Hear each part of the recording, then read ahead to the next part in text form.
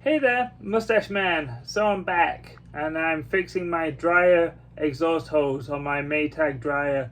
I don't know if you saw that video, but while I was moving it out, I saw a big hole where it was letting lint and dust get everywhere in the laundry room. So I'm going to fix that today.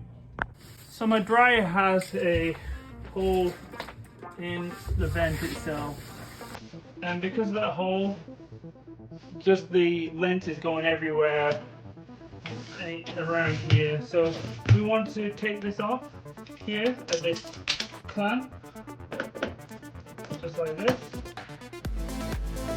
Nice and loose. Pull that off.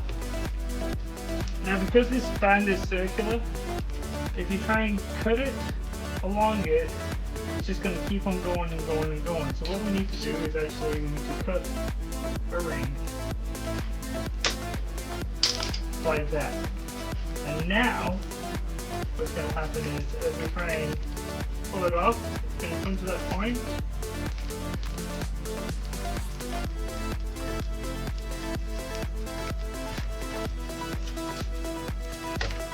And there we are. Get rid of the bad end. Okay. Get rid of that. Now the trick about getting this on is it just takes patience. You're going to make sure that you've got plenty of material. You're going to slip this over first. Make sure that the screw is towards so that you can actually access it.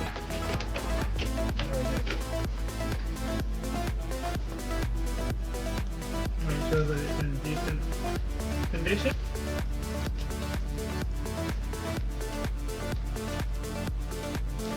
Rolling it back over the last coil. See if that helps. It did.